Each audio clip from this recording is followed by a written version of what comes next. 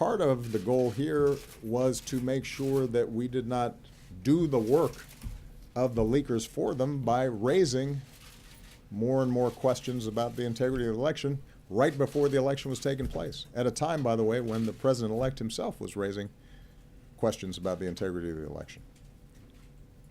And finally, I think it's worth pointing out that the information was already out. It was in the hands of WikiLeaks, so that was going to come out no matter what.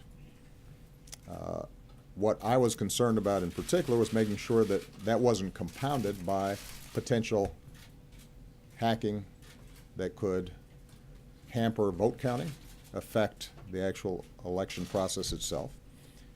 And so in early September, when I saw President Putin in China, I felt that the most effective way to ensure that that didn't happen was to talk to him directly and tell him to cut it out, and there were going to be some serious consequences if he didn't.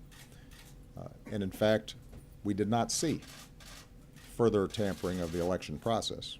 What is it about our political system that made us vulnerable to these kinds of potential manipulations, which, as I've said publicly before, were not particularly sophisticated. This was not some elaborate, complicated espionage scheme. They hacked into some Democratic Party emails that contained pretty routine stuff, some of it embarrassing or uncomfortable, because I suspect that if any of us got our emails hacked into, there might be some things that we wouldn't want suddenly appearing on the front page of a newspaper or a telecast, even if there wasn't anything particularly illegal or controversial about it. And then it just took off. And that concerns me, and it should concern all of us.